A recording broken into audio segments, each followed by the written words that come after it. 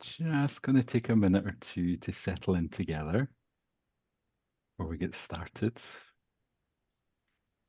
You might want to give us a little message in the chat. Let us know where you're coming in from. Maybe it's always nice to get a sense of where we are, where we're located.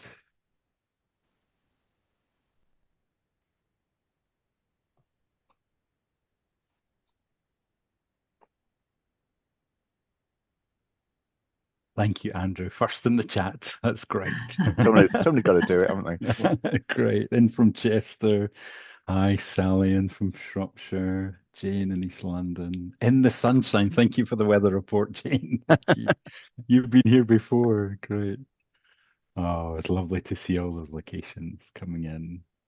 Very nice. If you're just landing in with us, we're taking just a minute or two to say hello and share some locations and some weather reports. So thank you for those as well. It's really nice. Yeah, Maria, warm welcome in from the Emirates. Thank you. Silvana, warm welcome in from Lebanon as well. Good to have you here. Yeah, great. And lots of locations. Wonderful. Really lovely to have you with us. I think it's time for me just to do a little bit of housekeeping while we're getting started. So if you've just landed, we've been saying hello in the chat, sharing some locations. Please feel free to join in as well. We're going to be using the chat a lot for interactions over our hour and a half together. So please feel free to join in those introductions and hellos. So it's really my privilege to welcome everybody to this book launch, the launch of Navigating Relational Ethics in Day-to-Day Practice. I'm very pleased to be welcoming Lynne Gabriel and Andrew Reeves as the editors of the book and contributors. Grace also, hopefully from Routledge, is here as well, and a number of the contributing authors as well. So a really warm welcome. Thank you for being here with us at online events and having the book launch with us. We feel really honored to share with you and bringing this amazing project to the world. And a warm welcome to all of us to be here as a group. Such an important part of our work together, and lovely that we can have some time for this contact. In terms of format, we have got 90 minutes together, and we're going to begin with Lynne and Andrew, and then on to Grace from Routledge, and then we'll have some comments from the authors, and then we'll have some time for discussion. So please feel free to use the chat for reactions and comments and questions, and we will have hopefully some space for that as we go through. In terms of the tech, we're very pleased to have Jeff in on tech. So thank you, Jeff, for making sure that we're all safe and well here in Zoom. And we've also got Wesley in on recording as well. So as you're landing in the Zoom meeting, you'll have got the notification that we're recording. We're not recording the whole group on Zoom. Zoom will just be recording whoever's got microphones open and is speaking. So right now it's me, although I always get edited out, which is quite a good thing, I think. We don't need the weather reports in the recordings. So just in case anybody's anxious about being recorded, as long as your microphone's on mute, you're not going to appear on the recording. For anyone who's upset that we're not recording you all the way through, please look for that opportunity towards the end where there's a bit of space for interacting. Please pop up your Zoom hand and we can get you unmuted for a comment, a question, and you will be included in the recording that way as well. And of course, we'll have the chat on all the way through the event so that we can be in that dialogue and interaction.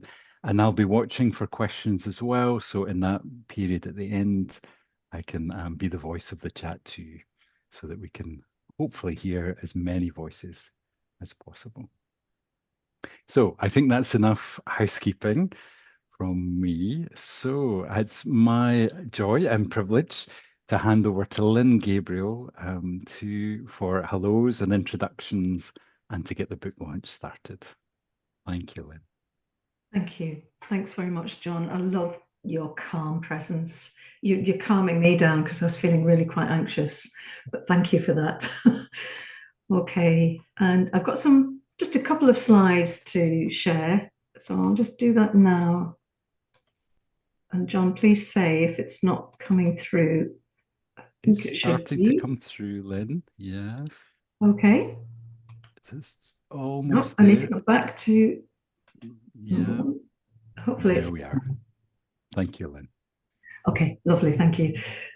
We just wanted to start with the images of the people that we had conversations with, really key players in the profession, all of them. And I'm just really quickly going to go around, because if you don't know everyone, you soon will, because everyone will speak very soon. But there's myself and Andrew at the top, and then I've got my cursor here. So coming from the left-hand side, we've got the gorgeous Dr. Death, my beautiful colleague from York St. John, who is a specialist in bereavement and loss and grief and loss work. The lovely Gillian Proctor, who I've known a number of years, works from Leeds University and elsewhere. The amazing Hayden Williams, former CEO of BACP.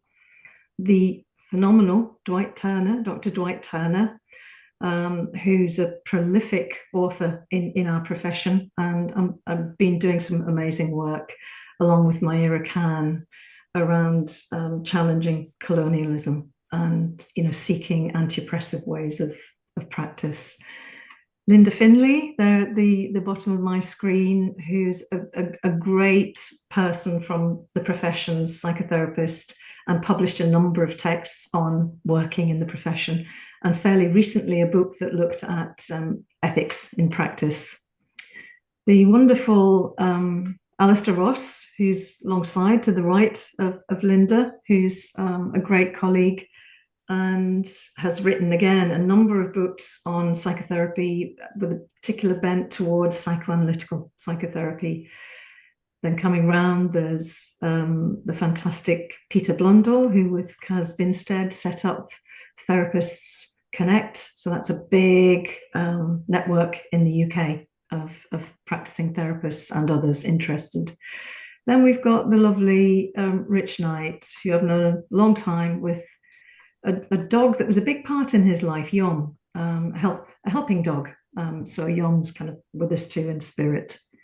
Then Myra Khan, who's phenomenal in the field, and people will definitely have seen her posts around her work. Like Dwight, they're both very present in social media, along with Dr. John Wilson, but they're very, very prominent figures. So you can find out lots more about them if you do a search in social media for them, and just Google them, you'll find them.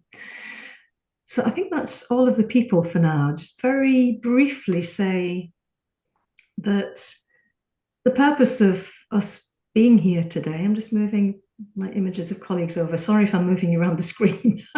We're here to launch a book that Andrew and I birthed, and I'll say a little bit more about that birthing process in a minute, and also to introduce the people who really helped us shape the book. So the people you've just seen their images, and they had conversations with us about what they saw as the state of ethics in the counselling professions today. So for Andrew and I, a real sense of privilege to be able to meet with these individuals, to hear about their amazing work.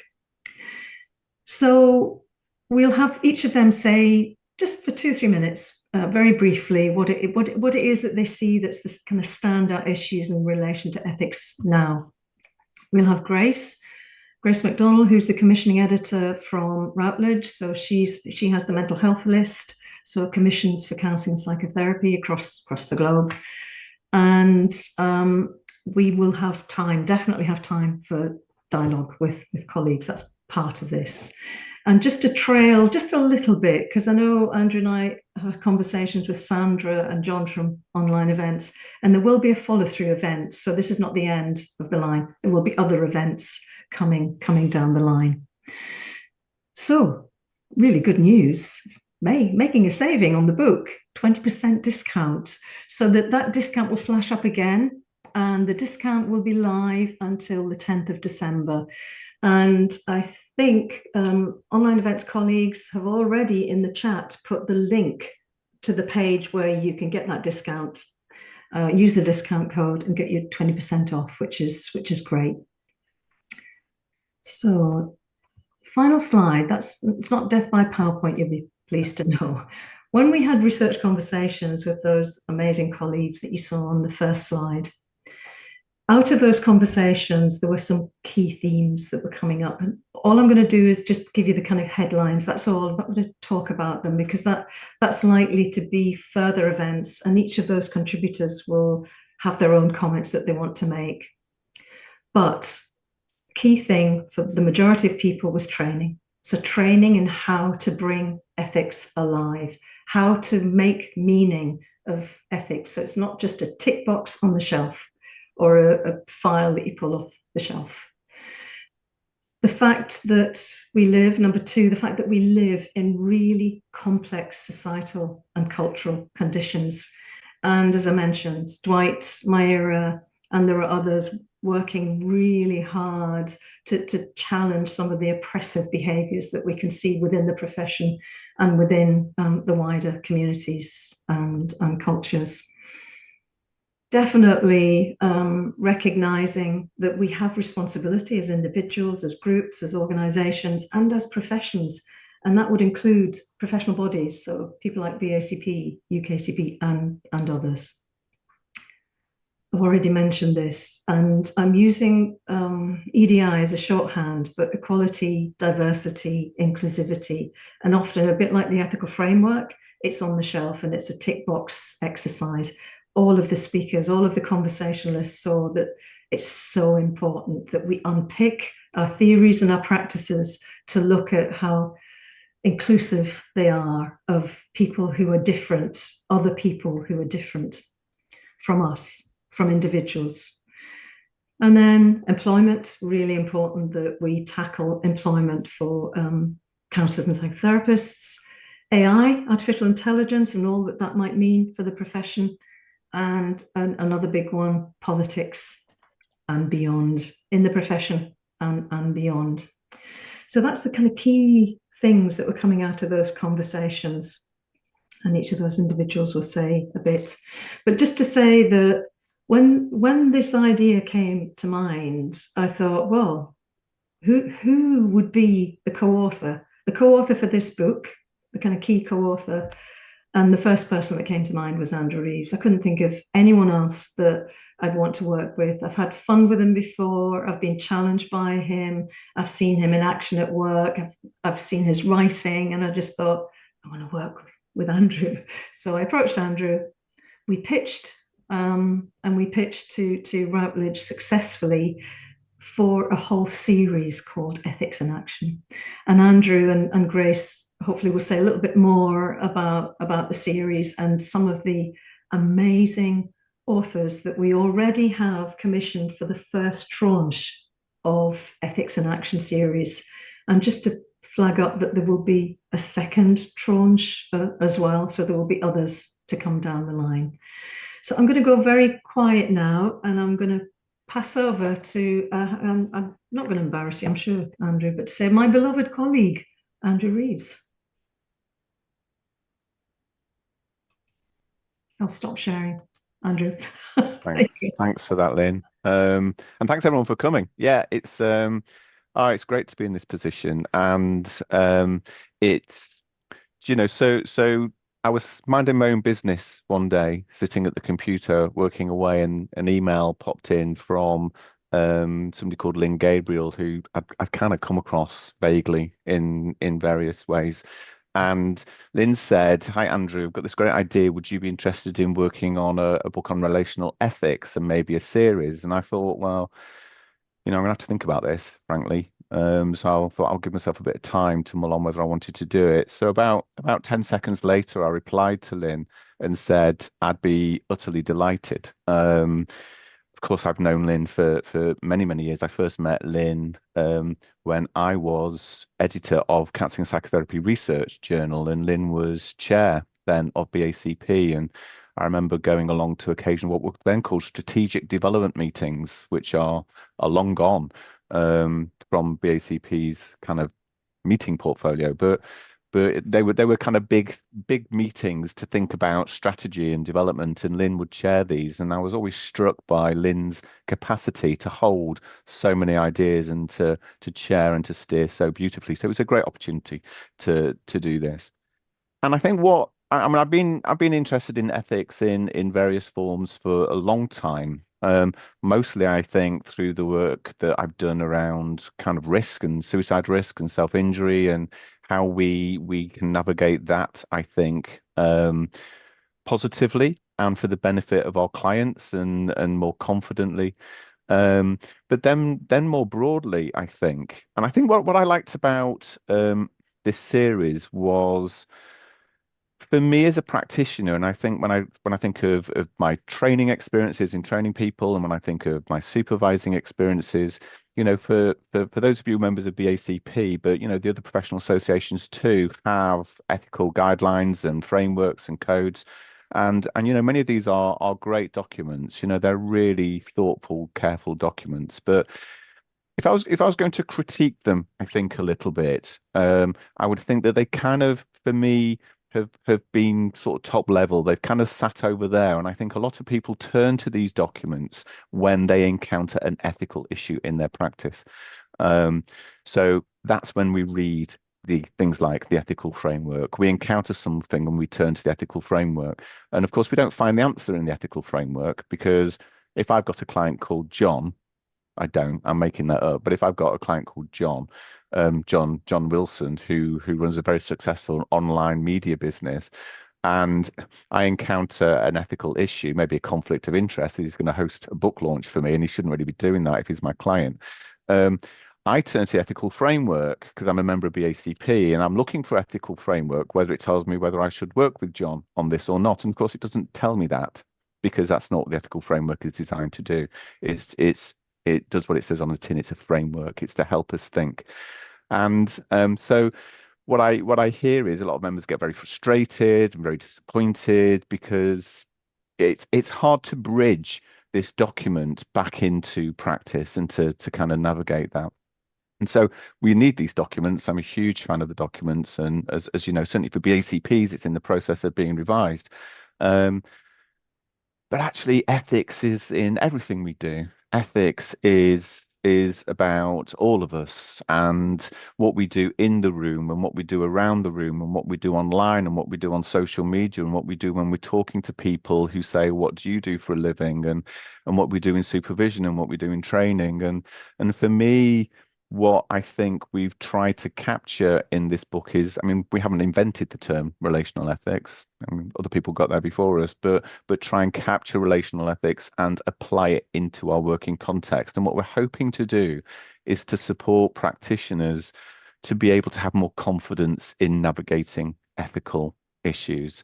And wherever possible, and it's not always possible to do this, of course, but wherever possible to do that in the context of the situation in which they're working with clients, with students, with supervisees or supervisors, so that navigating ethics becomes part of the therapeutic or training or supervisory process, rather than let's look outside of it for an answer, which of course inevitably isn't going to sit there.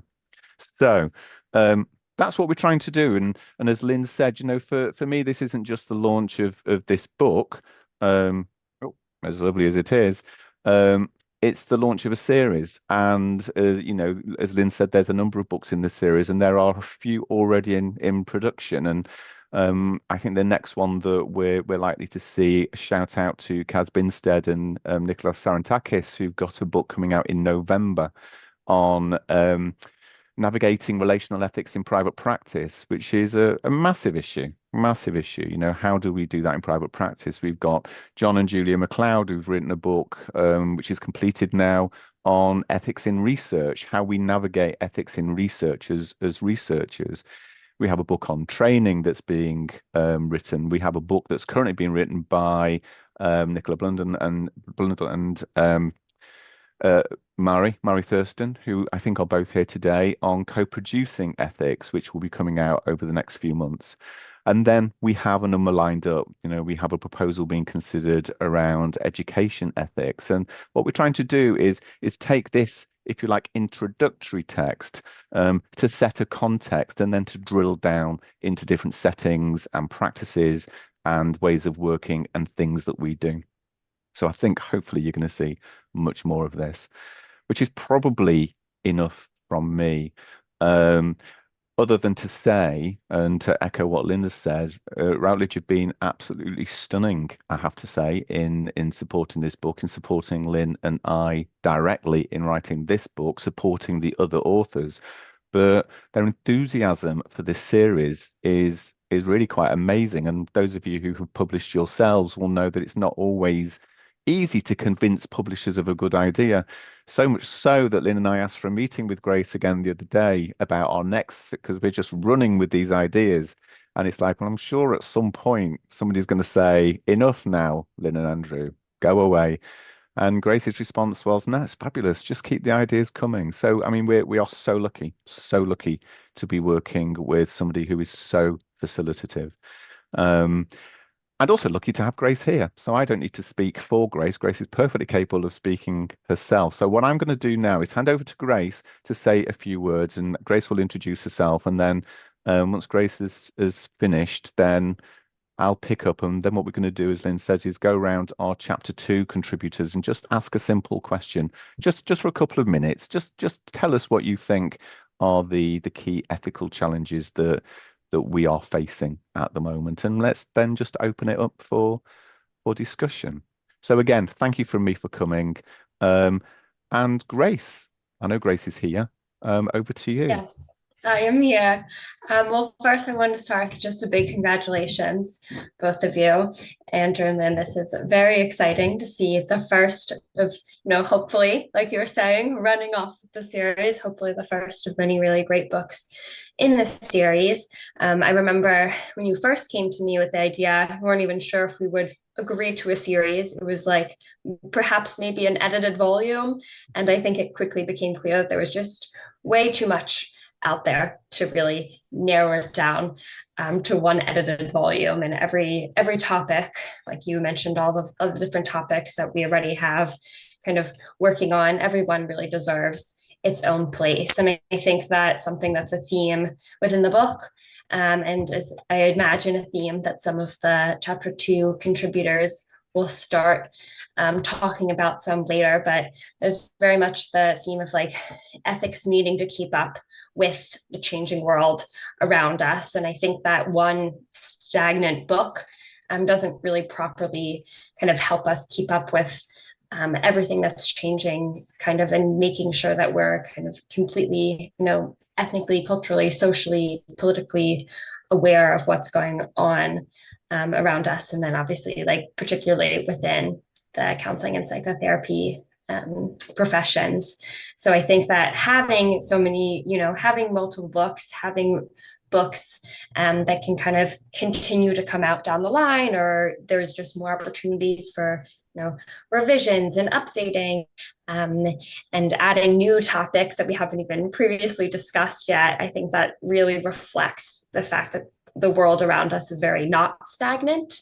And that's partly why, I have been excited about this series and have been ready to move forward with some of the different ideas in the series, because I think that's just reflective of the profession and then also the wider world around us. And then on the flip side, I think that's something that you both have keyed into, which again, perhaps the contributors will talk about a little bit more, but as much as kind of it's up to ethics to keep up with the world around us, I think you guys have also showed the ways that ethics can very much provide a framework for making sure we're properly keeping up with that world, and it doesn't have to be kind of always playing catch up, but rather that ethics is helping us kind of navigate the world around us. And I think you talked about how it's a great way to kind of find deeper understanding and find some clarity in a world that has a lot of gray area. So I think that those books, all the books, are really going to contribute to that as well. I don't know if there's anything else in particular that you guys wanted me to discuss, but that's kind of my little 2 cents about the series, which I'm really excited about again, and then also the book. It's just lovely to hear your excitement, Grace. Thank you so much for being Yeah, of course. Yeah, great. Yeah, thank you, Grace, and also a big shout out to the other people at Routledge who got it into print. You know, the copy editors and the printers and all the indexers and the people who do the work on it. So thank you to everyone for that. Yeah, of course. And like you said, just we do officially have the private practice book is supposed to be coming out at the end of November, as you said, and the ethics in participatory research book is going to our production team within a matter of days. We're just finalizing the cover, and then that's going off soon. So everyone keep your eyes posted for both of those, and hopefully some other great texts to come. That's great, Grace, because Andrew, I think we've both clocked that John McLeod is with us today, as well as Nicola Blunden and Mary Thurston. So yeah, some of the authors in the series are actually here. But thanks to everybody that's here. I'll go quiet again, Andrew. No, that's fine. Thanks so much, Grace. So what we're going to do is we're just going to go to the chapter contributors just for some of their thoughts, and we're going to start with Myra, because Myra is sat somewhere with a very dodgy Wi-Fi connection. So while we've got Myra, we're going to go with Myra. Myra, who I know very well, and it's always a delight to work with you. Over to you, Myra. Great, thank you, Andrew. Let me just say congratulations, first of all, to Andrew, yourself, and to Lynne with this book, and the whole series. Clearly very much needed in the profession.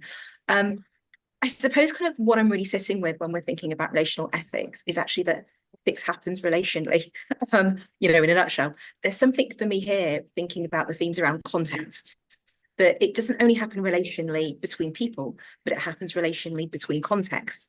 So there's something here around we have to acknowledge, or rather to be ethical practitioners, we have to acknowledge the external contexts and what's going on in those external contexts, especially in the current climate, the genocide in Gaza, because all of these things are coming into the in-here spaces.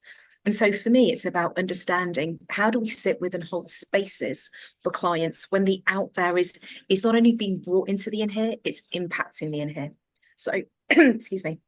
So I think I first of all want to say that when we're talking about key ethical issues, the first thing is we have to put external context back into our frameworks and back into the work that we're doing. And of course, that then leads us on to thinking around once we're acknowledging external context, it's then to consider how do we work ethically in understanding how best to understand how the out there impacts the in here. And of course, that then gets us thinking around, and clearly my niche and work around anti-oppressive practice, that of course then gets us thinking about who's in the spaces, who's in these rooms, and who's in relationship with each other. And so how can we hold not only the out there in the in here, but also then how does it impact on the in here and how the work and the process then gets played out. And in amongst all of that, when we're talking about context, I think so often, like my final point very briefly then is, very often we think about the in-here spaces as something that's a bubble or a vacuum from the out there. And I think the moment we can kind of join the two together, that the out there is in direct relationship with the in here, I think we can then start to think about the in-here spaces slightly differently and moving away from this idea that as a therapist, we only think about ethical dilemmas, as you were saying earlier, Andrew, once they happen in the in here. I think it's about how do we offer an entire process that is ethical. And that includes then us thinking about how do we create spaces for which our clients and supervisees can feel safe in, as opposed to us sitting in this almost default position of power or oppressive power to say that we are creating safe spaces. So I think for me, the key ethical issues are not only then around context, but also how do we create spaces and context so that our processes and our relationships within them are anti-oppressive. And for me, at the heart of my work, I will stand by this when I say anti-oppressive practice is working ethically, is to be ethical. So for me, it's about drawing those two positions together because they're aligned, that in my mind, they're kind of the same thing. So yeah, that's kind of my kind of very, in a nutshell, thoughts on this. Thank you, Myra. Honestly, I'm sitting here listening to you, and this is the second time today that I've experienced envy that you have the capacity to sit in a hotel foyer and sound as brilliant as that. Really interesting, really interesting. Thank you so much, Myra. Really appreciate it. And so in terms of bringing people in, I think what we'll do is just go through as they appear in the chapter header. So just to literally take people as they're listed. So our next person would be Alistair Ross. So hi, Alistair, and welcome. And if you could just introduce yourself, I'm sure people know you, but and your thoughts. Thanks very much, Andrew. Thanks very much, Lynne. And it's just so good to be able to have an opportunity to be part of such an amazing book. I mean, when you interviewed me, it just felt like we're having a chat. You know, it was just, but out of that, it was so. What I liked about it was the chapter was actually written relationally. So there's a match between what people are saying and what people are doing, and I think that's hugely important because that actually gives the text an authenticity, which people who don't know its background may not realize or understand. But actually, I think that will be something that clearly comes across. I think one of the things I said, I can't remember whether it's quoted in the book or not, but very simply, we don't do ethics; we are ethics. And this is picking up very much what Myra's already saying, and Andrew and Lynne have already, and therefore that is so completely central to therapeutic engagement.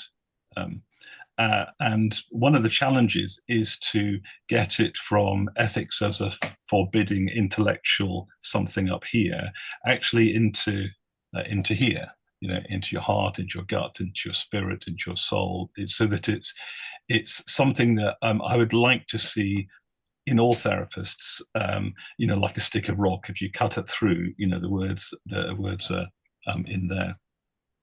I think there's two particular challenges.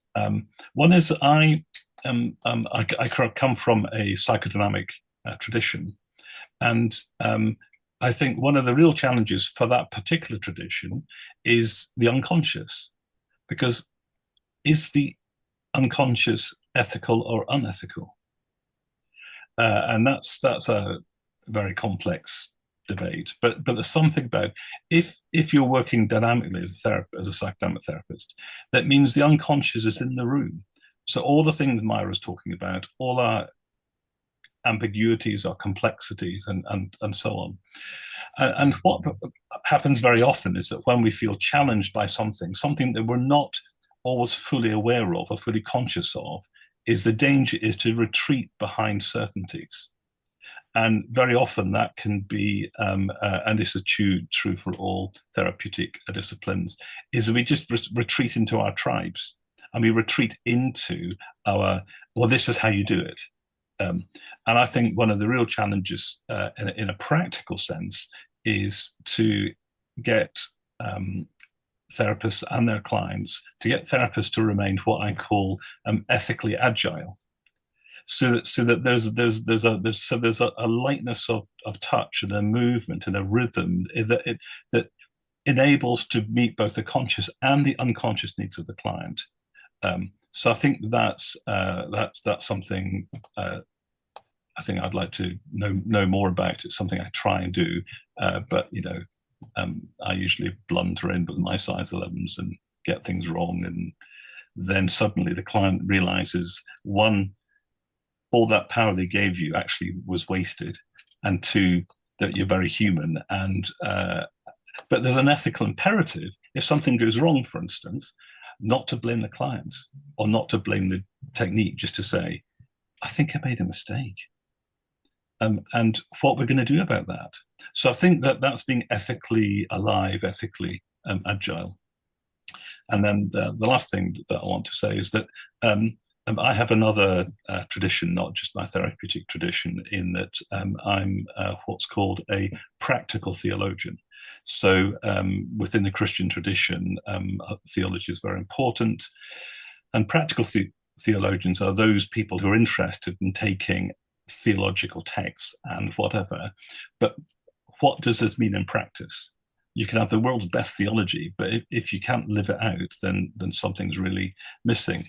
But actually, so as part of that, I've been involved in theological ethics, which is really the study of the sources and methods that you use to construct a discipline, which provides guidance or inspiration or for a faith community, and its living out in practice. So one of the challenges ahead actually is for our different therapeutic traditions, whether it's psychodynamic, person-centered, or whatever, to really go back and re-examine our philosophical foundations, because there will be ethical attitudes held within that are often unspoken or unexamined. Because when you training students, when they start out, they're just very keen to know, but they want to know, how do you sit in a room when you're terrified there's going to be a client going to come and ask you something, as opposed to some of the other questions. So I think one of the challenges ahead is a really good thinking through of from a theological ethics or a philosophical ethics perspective of the unspoken philosophical traditions that lie behind much of our therapeutic approaches. And what will be good about that is we might actually then rediscover how important those traditions are, but it's because there's been the rigorous scrutiny, and it comes out tested in a way that enhances it rather than tears it apart. That's it. Thank you, Alistair. Fantastic. Really interesting. And I like your linking between kind of the ethics as we understand them and theological ethics and actually how so many different perspectives on ethics kind of inform what we do. Really appreciate that. Thank you, Alistair. So now we're going to go to Dwight Turner, who Lynne introduced before. And I'm sure you're all very familiar with Dwight, but over to you, Dwight. Hi, good evening to you all. First of all, I want to say congratulations to Andrew and Lynne and to all at Routledge for this book. It's like a great book, and thank you for inviting me to actually play a small role in its conception, in its creation in a way. It was an absolute pleasure. Right. Now you set up the idea that we had 2 minutes to talk about ethics from whatever perspective we wanted to. I've literally sat here and written a couple of pages of what I could talk about in that period of time. It's such a big topic area, and it's so rich, and it's so alive, and it's so necessary. I am very fortunate at the University of Brighton that I get to teach ethics to our students down here on the South Coast. And a few things that always come up for us, and we have some great students down here. A few things that always come up is that tension between, like Alistair has said, knowing what the rules are versus transitioning across to actually there not being a set of rules, but having to build up a relationship with the ethical frameworks and so on, and what that actually means. And one of the first things I always try and address is the anxiety that will bring up, because we're taught from a very early age that there is a certain way to do something. You're taught how to write at school, you're taught what the numbers are, the times table. We're taught by rote a lot of the time. And when we encounter ethics, then we're actually taught to we have to remind ourselves that we have the right to think. The right to think, to build a relationship with ourselves, to understand where we are with regards to ethics, what it means for ourselves, and that actually no two people are ethically the same. We're not the same sort of creature. And maybe collectively, we actually come up with a framework that actually resonates for all of us, for our profession in a fashion. It's one of the things I like about this book, that because it's about relational ethics, that there's an encouragement to actually develop that inner and outer relationship, as Mira talks about, within ourselves as well as with the outer world. And if I take sort of one particular area, which I think is increasingly important, especially in the modern days, and especially during and since lockdown, it's the increasing relevance of the political within psychotherapy. I know there's been a whole there is sometimes a bit of a backlash against it. And there was this whole movement beforehand which said it shouldn't be a part of therapy. But as Mira has hinted at, and as I will restate in a way, the political is always a part of many of my clients and our clients' experience. You can't avoid that. From, if I choose an example, the cost of living crisis and the politics behind some of that and how it impacted on a number of clients, then we as therapists have a huge role to play in ethically holding our clients in order to be able to explore that experience for them. So what I often also say with students around the political is it's not about for them trying to take up one side or another in opposition to their clients. It's about building their own sort of inner relationship with the political so they understand where they sit. I don't care if it's left or right or whatever it needs to be. It's where are they in order to be able to hold that and still be with the client opposing opposite them, who may have a vastly different perspective, a vastly different ethical position to themselves. So when we are able to work within this sort of frameworks and build up that sort of inner relationship, then we are better able to work with our clients more effectively, is my sort of sense around that. What else have I written down here? I think that's most of it, really, to be honest.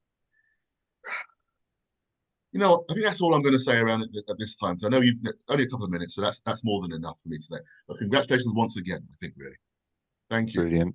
Thank you, Dwight. And again, somebody who can sit there and knock that up in the last few minutes to be able to say all of that. Brilliant, absolutely brilliant. Really appreciate it, Dwight. Thank you. We're going to move on to Gillian Proctor. And Gillian probably doesn't know this, but many, many, many years ago, well, that's probably too many, but many, many years ago, I sang a lecture that Gillian gave, and it changed my whole perspective on practice. It just rocked my world. It was really challenging, and it was my first introduction of how politics and therapy do sit together, actually, in all sorts of different ways. So it was a delight for Gillian to agree to be part of this. So having set you up there, Gillian, over to you. Okay, I didn't know that at all, Andrew. What a delight to hear my influence on you. I kind of didn't prepare this really because I've been on holiday and I thought I would, just know what to say once I'm here. So we'll see if that holds true. The position I want to start from, the first point I want to say is that I think the main thing we should be learning how to do is to start from a point of intraconnection rather than an individual position, and to know that we're connected with everything else in the universe, not just humans. So for me, relational is not just with other humans, it's with everything. And that if we do that, then our mission really, sorry about the dog barks if you're hearing them, is to think about how we should take responsibility for our position of being part of this world. And for me, that's about integrity and responsibility. And to do that, I think we need to be seeking to decolonize and de-anthropocenter, i.e. stop the humans being the center of our vantage points. And to do that, we need to make an active effort to leave where our own positions are to try and understand better the positions of everything and everybody else. Of course, it's impossible. So we can only aim to try and do that as much as we can.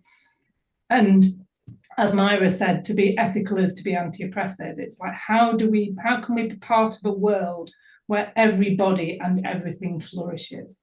And what can we do to do that?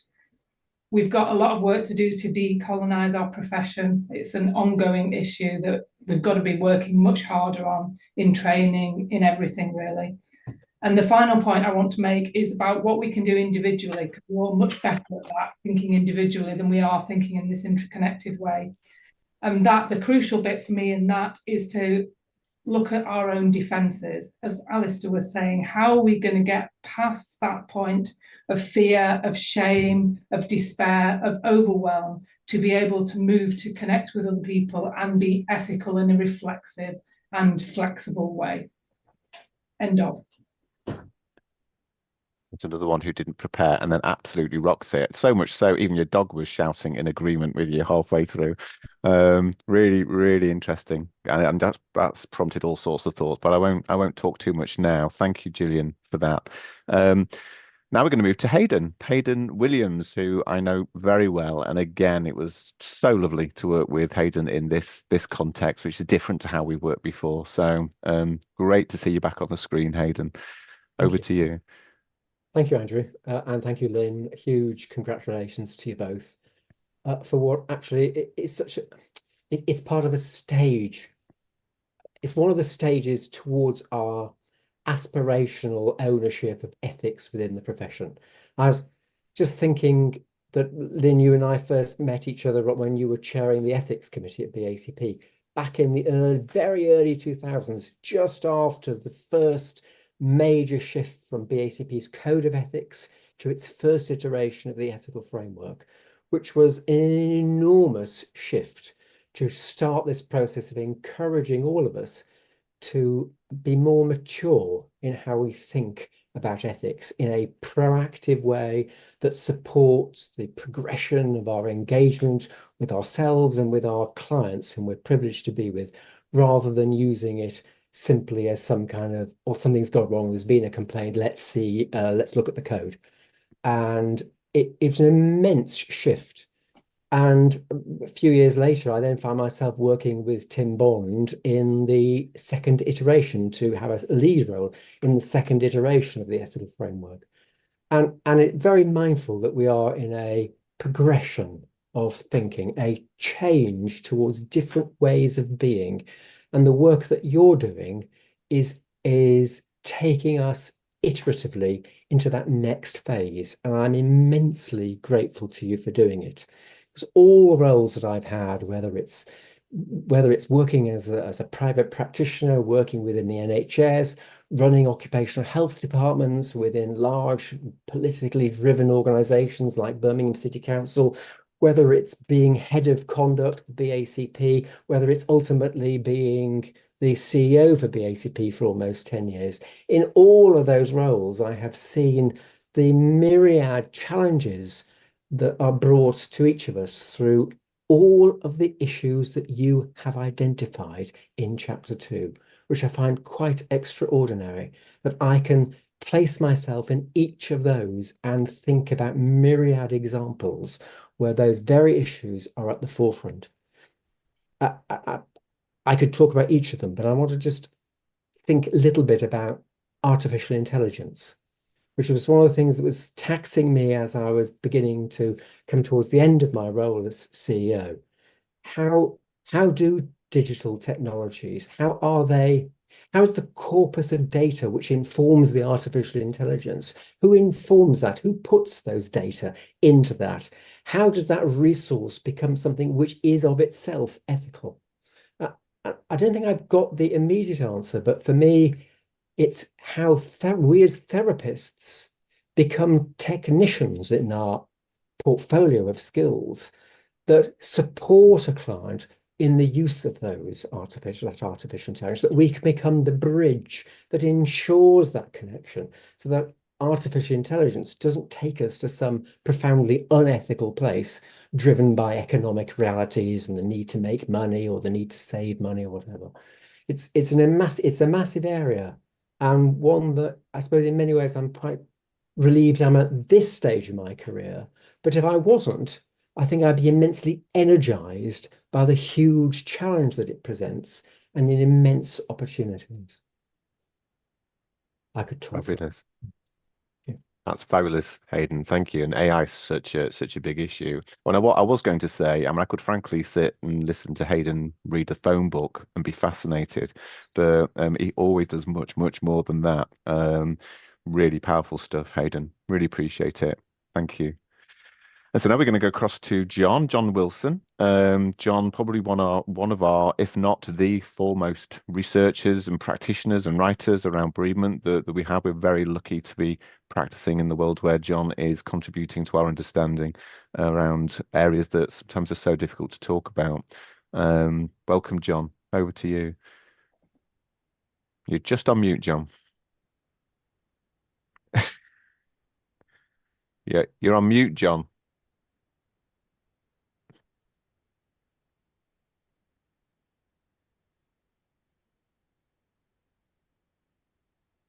Sorry about that. That's all right. Thank you. I reread the chapter today, and what struck me was the absolute stroke of genius on the part of you, Andrew, and you, Lynn, on the way you'd done that and the way you'd put together people's people's conversation. And what struck me was it was so real, so unscripted, so unrehearsed, and so it had sort of a real feeling of conversation to it, and it was the uncertainties and the pauses, and I found that the really exciting and creative part of it.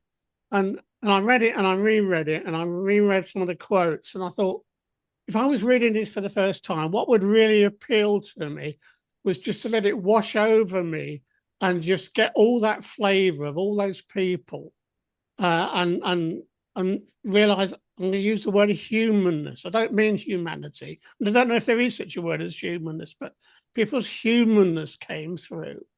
And to me, ethics is about being human, being yourself. In terms of challenges, I think the biggest one for me is social media, and that's from two perspectives. One is that I follow very closely several Facebook counselling groups, and quite often somebody will raise what they see as an ethical question. You know, should I ever initiate a hug with a client? Should I ever go to a client's house? And so on and so on. And it's the kind of, I feel a sadness in the certainty at which some people come back and say, no, not ever, and so on. And that kind of black and whiteness, I think really we need to consign to the past, and we need to think about ethics as being something which is much more human, much more fluid. I think Dwight used the word fluid in his talk. And then I took another position where I thought, what if I was a client and I happened across somebody that I quite fancied being my therapist, and I found them on social media, and the one I honed in on was Dwight, actually. Dwight, so it's sorry for putting you on the spot, but there was something I thought, do you know, that lovely combination of, you know, Dwight's humanness, his lovely combination of the way he is very serious and he puts his thoughts for the day and his thoughts for the week and some like really lovely serious stuff. And then you get a silly dad joke and you get the lovely relationship with his daughter and his partner. And I was like, do you know, I'd love somebody like Dwight to be my therapist because they're human. That humanness comes through. That just felt really important. And the other one, and it's an ethical situation that I constantly revisit, is that Lynne and I have worked very closely and very deeply with one or two people that were bereaved during the COVID pandemic. And we've stayed in touch with them via social media. And I'm sure some therapists, some movements, some schools of therapy will be absolutely horrified. But we're supporting those people. We continue to support them in the other struggles that are going on in their lives. And to me, that's about ethics, because at the end of the day, ethics is about being human. And that's me. Brilliantly put, John. Brilliantly put. And I think your point about social media is so close to my heart as well. And some of the things I see which are so amazing and facilitative and also really concerning as well. And I think you nail it. And of course, anyone who wants to contact Dwight for individual therapy, I'm sure he'd be delighted to hear from you. Although he probably doesn't need the work at the moment, my hunch is. Thank you, John. We're going to move to Linda now. I love Linda's writing. I have devoured Linda's writing on ethics, and Linda always has something amazing to say. Which again has now set you up, Linda, to say something amazing, obviously. Yeah. Welcome's lovely to see you, and thank you for joining us. Over to you. Thank you, Andrew. And yes, you've absolutely set me up, and it's quite impossible to say something amazing in the 2 minutes, but I'll riff away. First of all, let me just say congratulations to both of you for this project, but also for this collaborative forum now, where you're trying to bring people together in dialogue, because I think that's the essence of relational ethics, actually. So I think you're walking the talk. So I really, I appreciate that. I was also trying to think whether or not it was better to speak earlier or later. And I think really earlier might have been better, because it seems to me I agree with everything that everybody has said, and there's almost nothing more to say, but I'm going to give it a go. I think what hasn't maybe been said strongly enough, and I'd like to say, is that it's what it isn't. Relational ethics isn't a tick box EDI kind of exercise. And in fact, anybody who tries to do that, it's kind of anti-relational ethics, I think. It's not philosophy. It's not these philosophical principles. And furthermore, I say it's about the two words. It's about relational ethics. It's two different things. And these are around us every single microsecond, every single moment of our being present with another person in a wider context. We're engaged in relational ethics, both of us, not just the therapist. And so for me, I think one word, maybe we all need to, dialogue is a key word that we need to think about. The other key word I would say is something about negotiation. Because if you go into a relationship with somebody else and really take that seriously, then it's about making some kind of collaborative action, negotiating, trying to say to the other, I mean, if you have a client there, well, how are we doing here? Can I come into this space being unknowing or prepared to listen, or trying to hear you in your difference? So there's something about a humility here that I think is actually really important. And of course, the relational gets played out in all the different levels. So intrapsychically, internally, we've got relationships happening, relationships between parts of ourselves, or relationships in terms of intergenerational stuff and the sort of the people and the voices that are populating our subjectivity. But then we're in relation with somebody else. So I come into the room with my client. My client's got 100 people there, that parts of themselves or key voices. I'm also bringing hundreds people. So there's a very crowded room here happening, that like who's in relationship to who. And so I think we need to think about intrapsychically, intrasubjectively, then relationally in dialogue, and then think about the wider social context. So this is complicated. And I think that's the challenge. Because it's complicated, it isn't a soundbite that can go on to social media, or it isn't something that we can kind of say, oh, well, this is what it is. It is layered, and it is, there is always more. And I guess I'm listening to myself speak, and I think, well, I'm actually feeling quite passionate about this. I think that sense that there's more, and we need to remain unknowing. And as a practitioner, I think the challenges are to kind of try and encompass all of this, but also in the moment, to focus on, okay, well, what does this mean now, this moment, with this person, this second? Tomorrow, we might be different, but today, now, what does it actually mean to be collaborative and to be attentive to where they're at, etc.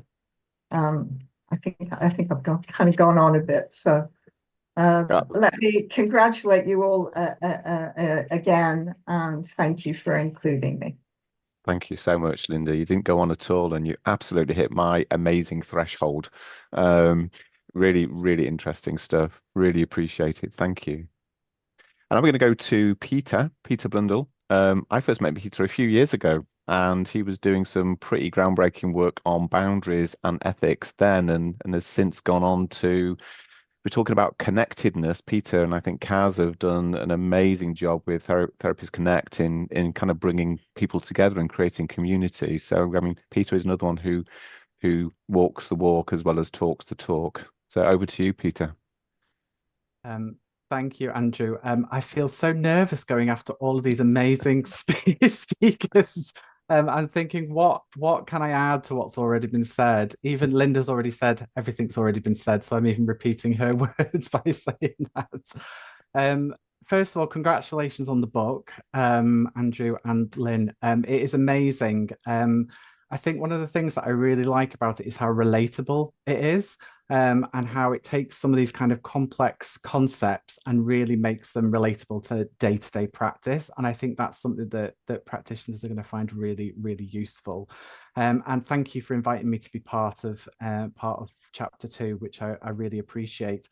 There's lots been said already, so there's just a couple of things that I think I'd like to highlight, which haven't maybe been mentioned fully. One of the main ones is this idea of inclusivity in training.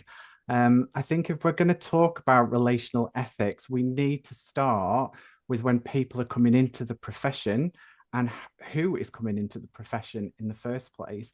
And I think there is probably lots of barriers there for people in terms of being able to enter the profession and increase the diversity that's out there. I've been a lecturer now for 6 years, and one of the things I can say now with certainty is how different each therapist is who kind of finishes at the end of the course. And I think when I first started teaching, I maybe had this idea of how people should practice and the way they should be working. And I think over time, I've kind of let that go and realized that I don't want more carbon copies of me out there, you know. We want people to kind of be developing their own approach and their own way of ethical practice. And I think that's something that we need to encourage more. We're only going to do that by having a more diverse profession. The other thing I was going to mention, as Andrew's mentioned, Kaz and I set up Therapists Connect, which is a network of therapists, and we communicate and engage with each other online. And I think one of the things that I've noticed over time is how much more challenging it has got to kind of engage with each other online. The spaces seems to have got less safe rather than more safe. And also the information that we're getting as practitioners, like where is that coming from? Where are we actually getting the information that supports us with our ethical practice? How can we trust the information that we're getting? I do a podcast as part of Therapists Connect, and the software that I use now suggests that instead of speaking the podcast, I can type it out and it will generate my voice and put it out there, so I don't even have to speak it anymore. So can we trust what we're hearing? Do we know it's actually the person who's speaking? And I think that's something that is going to get more and more complicated as time goes on. And then the last thing I wanted to mention was someone in the chat, I'm sorry, I didn't catch whose name it was, talked about clients looking for someone who is human and not necessarily a robot within an organization. And it made me think about how many of us work in private practice. And I wonder whether part of that is because we feel more free to be more relationally human outside of an organizational setting.